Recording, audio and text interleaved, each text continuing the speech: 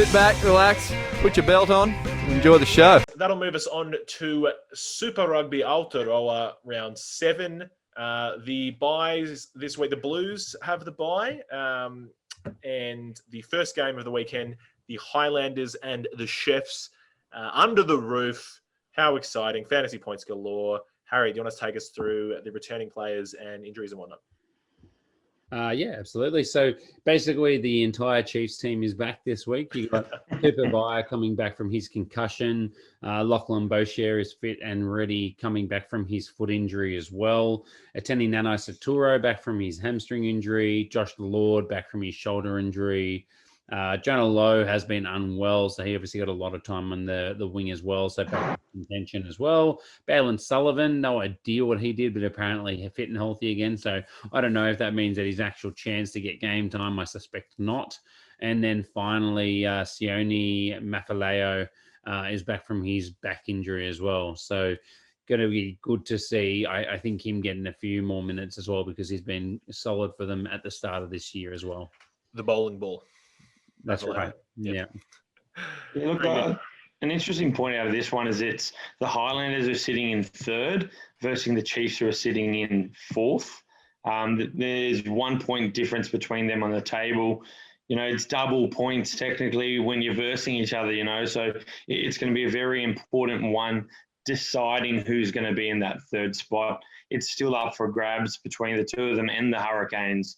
But if you get a win out of this one, you're going a long way towards locking yourself in a third position and, you know, earning yourself a final playoff. Yep, very good. Now, as I said, fantasy points in this game. Under the roof, we say every week under the roof, Highlanders points. But for mine in this one, it's the styles of play. So the Chiefs, as we know, have the most, helter-skelter, expansive style of play. In previous years, they have been the team to go to for fantasy points. And I think what that will do is that will just bring out more of that style of play from the Highlanders. So, the Highlanders can play it in tight, can kick for territory, slow it down, but they've shown that they're quite capable of really speeding it up and playing some expansive footy. And I think they'll probably look to do that. With the exception of, I do think that one of their strengths will be the rolling maul. And that's something they will be hoping to poach a try or two from. But, certainly fantasy points galore in this one.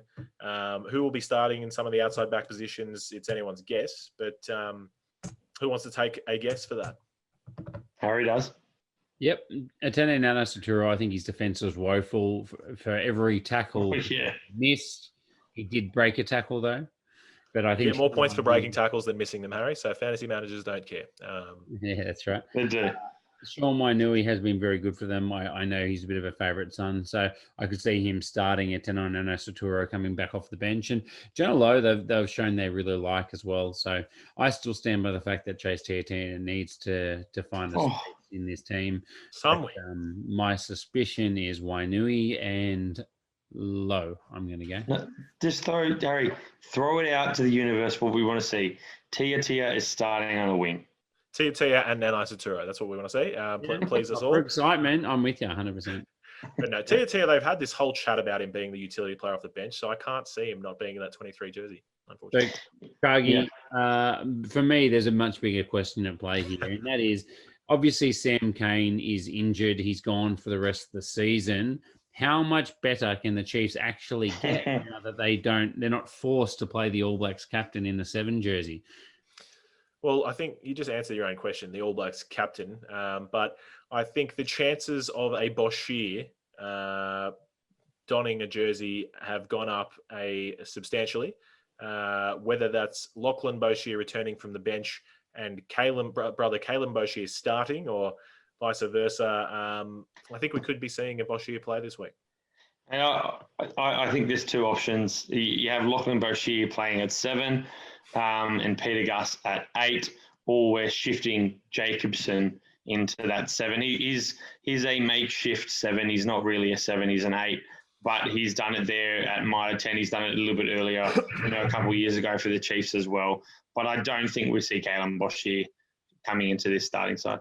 No, look, I think certainly, but Jacobson is a 6. That's his position. He's been playing out of position, playing an 8 now. I think we will He's been doing it well. I think we will see Jacobson at 6 and Peter Gus at 8. It's just who is playing 7 basically. And obviously, if he is fit and up to match fitness, that will be Boshier, and that will be a pretty incredible back 3. So, And you guys don't see Samapenny Finau as an option in the loose as well? I don't. Jacobson is. I think they're going to want to go with the combo of Jacobson at 6 and Peter Gus at 8. That's they're probably their strongest suit there.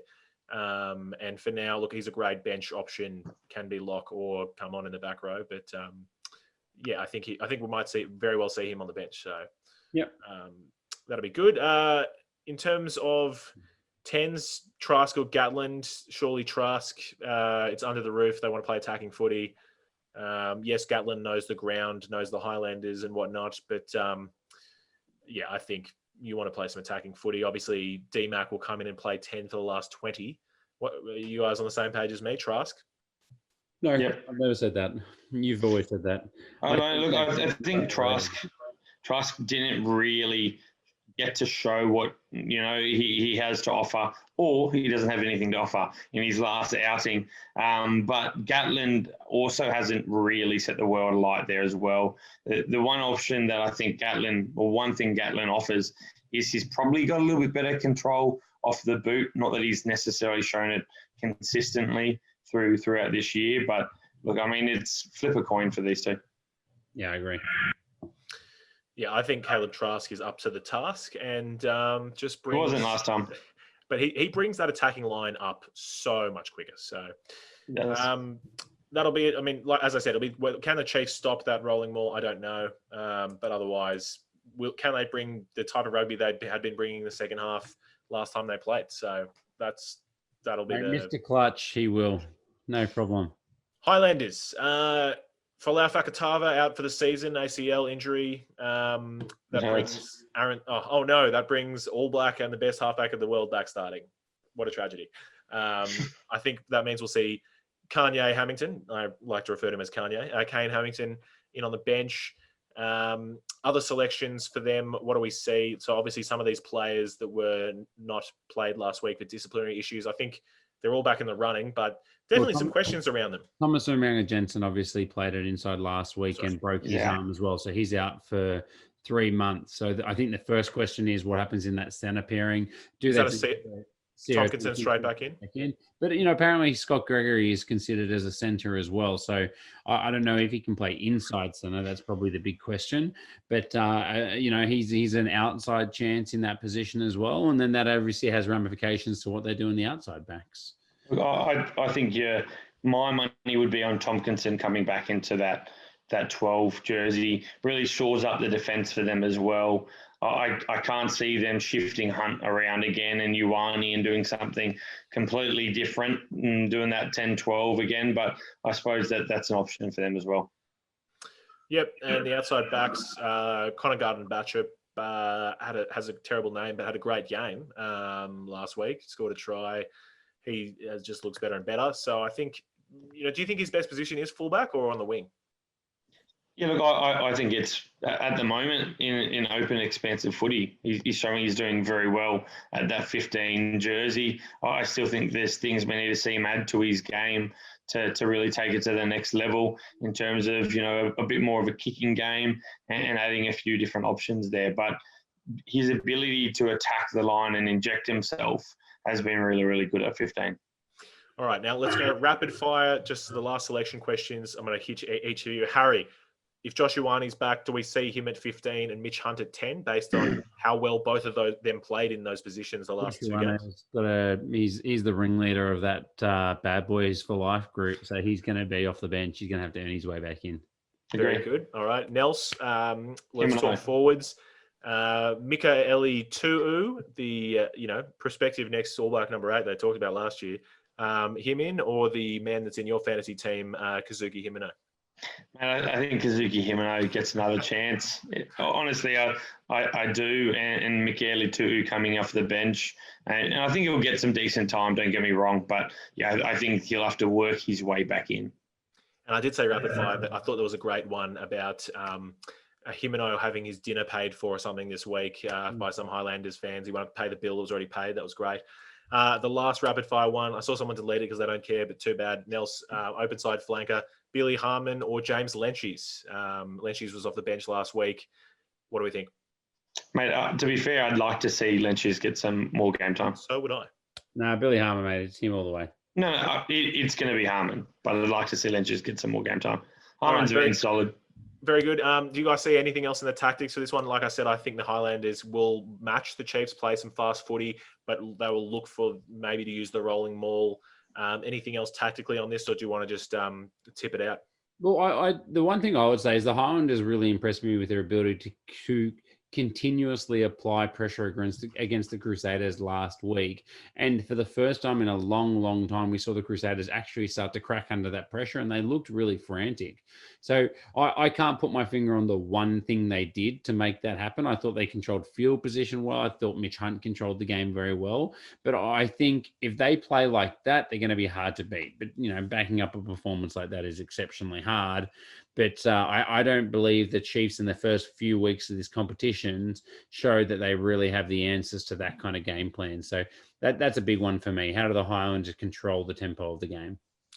That's true. If you can make the Crusaders crack under pressure, the Chiefs they're going to have a tough time, aren't they? It's going to be a long day for them. So, all right, tipping this one, I'll go first.